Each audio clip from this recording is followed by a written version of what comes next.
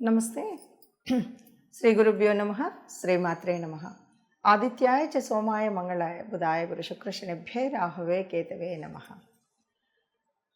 ప్రతి మాసంలో మాసఫలాలు, పక్షఫలాలు, వారఫలాలు, దినఫలాలు ఇలా ఫలితాలు చెప్పుకోవడం అనేటువంటిది అందరూ చేస్తున్నటువంటి పని. మరి ఒకే ఫలితాన్ని ఒక మాసంలో చూస్తే చాలు కదా, లేదు ఉగాదిలో చెప్పుకుంటే సంవత్సరం అంతా ఉంటుంది కదా అనేటువంటిది ఉన్నప్పటికీ ఎప్పటికప్పుడు వారం వారం మారేటువంటి గ్రహాలు కావచ్చు, లేదు మారుతున్న గ్రహాలకు అనుగుణంగా మనకు వచ్చేటువంటి లాభ నష్టాలు కావచ్చు, వీటన్నిటినీ బ్యారేజ్ వేసుకోవాలంటే తప్పనిసరిగా మనం వారఫలాలు కానీ పక్షఫలాలు కానీ చూసుకోవడం అనేటువంటిది దానివల్ల ఉపయోగం ఉంటుంది అనేటువంటిది ఒక విషయం. దానికోసం ప్రతి మాసంలోనూ పక్షఫలాలు చెప్పుకుంటూ ఉంటాం.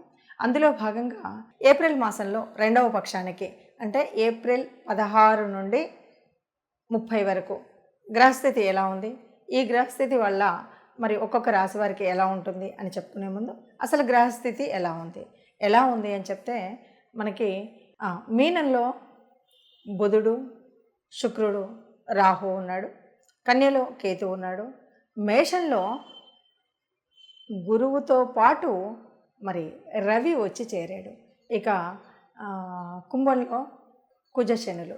ఇలా ఉన్నటువంటి పరిస్థితుల్లో ఇలాంటి గ్రహస్థితిలో ఒక్కొక్క రాశి వారికి ఎలా ఉంటుందో విడివిడిగా చూద్దాం. తులారాశి వారికి ఏప్రిల్ రెండవ పక్షంలో 16 నుండి 30 వరకు ఎలా ఉంది చూద్దాం. తులారాశి వారికి ముందు నుండి మనం చెప్పుకున్నట్టుగా ఈ 15 రోజులు కూడా ఆర్థిక వ్యవస్థ చాలా బాగుంటుంది. ఏదైనా సరే ఒక ఇతరులతో మనం మాట్లాడినప్పుడు వాళ్ళ మీద ఒక పట్టు అయితే సాధించగలుగుతారు. అంటే మీరు చెప్పగలుగున్నది స్పష్టంగా చెప్పడం కాకుండా మీరు చేస్తున్నటువంటి వ్యాపార వ్యవహారాలు ఏవిన్నా సరే, ఉద్యోగ స్థితి కావచ్చు, వ్యాపారం కావచ్చు, ఇంట కావచ్చు, బయట కావచ్చు, మీరు మాట్లాడుతున్నప్పుడు ఇతరులతో మాట్లాడుతున్నప్పుడు వారి మీద మీకు మంచి పట్టు ఉంటుంది. వారు ఏం మాట్లాడతారో ముందే మీరు ఊహించి వాళ్ళకి అనుగుణంగా మీరు చెప్పగలుగుతారు. అట్లాగే వృత్తి వ్యాపారాలు మీరు ఏం చేస్తున్నా, ఉద్యోగం కానీ వృత్తి కానీ ఏదైనా సరే, అది మీరు అనుకున్నటువంటి మనం చేసేటువంటి కుల వృత్తులు అవ్వచ్చు, బయట చేసేటువంటి వృత్తులు అవ్వచ్చు, ఉద్యోగం కావచ్చు, అన్నీ కూడా కలిసి వచ్చేటువంటి సమయం ఈ సమయం. అట్లాగే ఉద్యోగస్తులకు చాలా వరకు వారి ఉద్యోగ స్థానంలో అనుకూలంగా ఉండేటువంటి పరిస్థితి అయితే మనకు కనిపిస్తుంది. అట్లాగే సమాజంలో ఒక ఆదరణ పెరుగుతుంది. అంటే మీరు చెప్పేటువంటి మాటల ప్రభావం వల్ల కానీ, సమాజంలో మీరు ఇప్పటివరకు చేసినటువంటి పనుల వల్ల కానీ, సమాజం అంటే చుట్టుపక్కల అవ్వచ్చు, మనం ఉన్నటువంటి ఎక్కడైనా సరే, మనం నలుగురితో కలిసినటువంటి చోట ప్రతి చోట కూడా మీ పైన ఒక ఆరాధన అయితే పెరుగుతుంది, ఒక ఆదరణ భావన అయితే లభిస్తుంది. సాంఘిక సంబంధాలు అనేటువంటివి బాగా పెరుగుతాయి. సంఘంలో మనం అంటే ఓ మంచి అవ్వచ్చు, చెడవచ్చు, కాలనీలో ఉన్నాం, కాలనీలో జరిగేటువంటి ఓ లైట్ పోయిందనవచ్చు, ఒక ఇంకేదైనా పోవచ్చు, అందరు కలిసి చేసేటువంటి వాటిల్లో మీ యొక్క పాత్ర చాలా ఎక్కువగా ఉంటుంది. దాని మూలంగా అక్కడ ఉన్నటువంటి చుట్టుపక్కల వాళ్ళందరూ కూడా మిమ్మల్ని ఒక ఆదరించేటువంటి భావన ఉంటుంది. అలాగే చెప్పాలి అంటే ఆర్థికంగా బాగుంటుంది, ఆలోచన విధానం బాగుంటుంది, అందరి మీద పట్టు అయితే అంటే మీ చుట్టుపక్కల ఉన్నవాళ్ళు, చుట్టాలు, బంధువులు ఎవరైనా సరే వాళ్ళతో మాట్లాడేటప్పుడు మీకు ఒక మంచి అవగాహన వారి మీద ఉండి వాళ్ళకి ఇష్టమైన రీతిలో మీరు మాట్లాడగలిగేలాగా ఉంటుంది. చక్కటి పట్టు సాధించి సంఘంలో, సమాజంలో అందరితో కూడా అనువుగా ఉండేటువంటి పరిస్థితి ఈ 15 రోజులు ఈ రాశి వారికి ఉంటుంది అని చెప్పొచ్చు.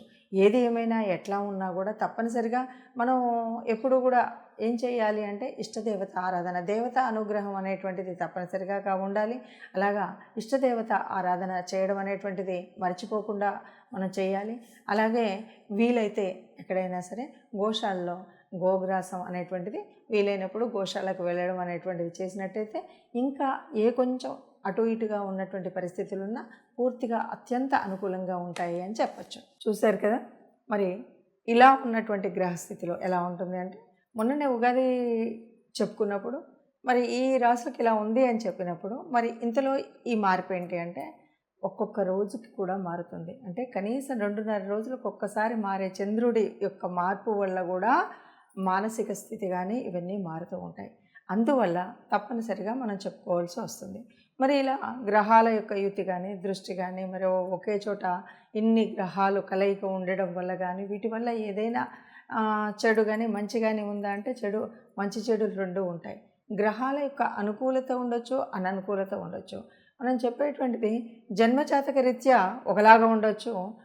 జన్మజాతకం మాకు అంతగా తెలియదు అన్నప్పుడు కేవలంగా మనం గోచార రీత్యా చూసినప్పుడు ఉండేటువంటి స్థితి వేరుగా ఉండొచ్చు. ఏది ఏమైనా మొత్తంగా మనకు జరగబోయేటువంటి లాభం ఏంటి, నష్టం ఏంటి అన్నది తెలుసుకోవడం కోసం చేసేటువంటి పని ఇది. దీనివల్ల మనకేంటి అంటే ఏదైనా మరి చెడు జరగబోతుంది, లేదు అష్టమంలో మరి కుజశనులు ఉన్నారు, ఇలా మనం చెప్పుకుంటూ ఉంటాం కదా. ఇలా ఉన్నప్పుడు ఒకే చోట ఈ రెండు మరి చెడు గ్రహాలు అని చెప్తూ ఉంటాము.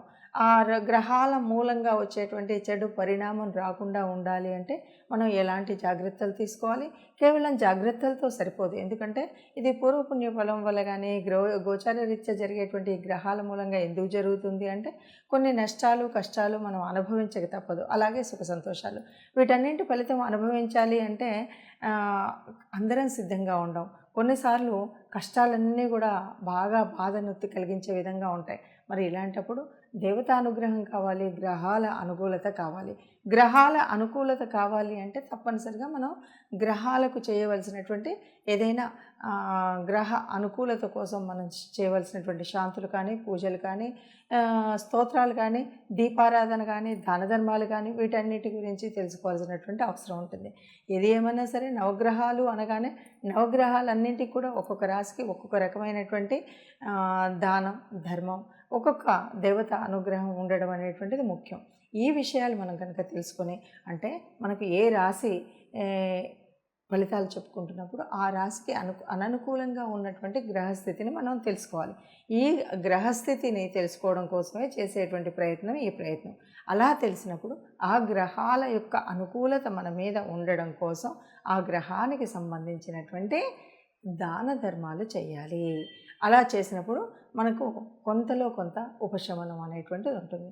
అలాగే తప్పనిసరిగా ఎవరికి ఏ దేవుడు ఎలా ఉన్నా సరే ఇష్టదేవత అనేటువంటి వాళ్ళు ఉంటారు. కాబట్టి ఇష్టదేవత అనుగ్రహం కూడా ఉంటే తప్పనిసరిగా మనకున్నటువంటి కష్టాలు అంత కష్టంగా అనిపించకుండా అవి కడతేరిపోతాయి. కాబట్టి కష్టాల నుండి ఈదాలి అంటే తప్పనిసరిగా మనం దేవత ఆరాధన, అలాగే అననుకూలంగా ఉన్నటువంటి గ్రహాల యొక్క అనుకూలం కోసం నవగ్రహ ఆరాధన చేయడం అనేటువంటిది మర్చిపోకుండా, మీకు వస్తే ప్రతినిత్యం కూడా నవగ్రహ ఆరాధన, నవగ్రహ స్తోత్రాలు ఏవైతే ఉన్నాయో అంటే జపాకుసుమ సంకాశం దగ్గర మొదలు పెట్టుకొని మళ్ళీ రాహుకేతుల గ్రహ వరకు, అంటే అక్కడి వరకు కూడా మనం స్తోత్రాన్ని చదువుకోవడం. లేదు నాకు ప్రత్యేకంగా నాకు రవి గురించి అన్నీ తెలుసు అంటే ఎవరికి ఎప్పుడు ఏ గ్రహం అనుకూలించట్లేదో మనం చెప్తూ ఉన్నాం. కాబట్టి ఆ గ్రహం అనుకూలించినటువంటి గ్రహానికి వీలుగా మీరు శాంతులు చేయడం కానీ, ఇవేవి మాకు తెలియదండి గ్రహశాంతుల గురించి, ఇవన్నీ కూడా మళ్ళీ తడిసి మోపడయ్యేలాగా ఈ రోజుల్లో ఇలా ఉంది అనుకుంటే కనీసం ఒక గోశాలకు వెళ్ళి గోశాలలో గోగ్రాసాన్ని ఇవ్వడం, లేదు మనం భేదాబెక్కి మనకు అనుకున్నటువంటి గ్రహాల అనుకూలతకు కోసం ఆ గ్రహానికి సంబంధించిన ధాన్యాన్ని దానం చేయడం అనేటువంటిది ముఖ్యం. అలా చేసినట్టయితే అందరం సుఖంగా ఉంటాం. ఆ సుఖంగా ఉండాలి. అలా సుఖంగా ఉండే వాళ్ళల్లో మనం కూడా ఉండాలని ఆశిస్తూ సర్వే జనా సుఖినో భవంతు.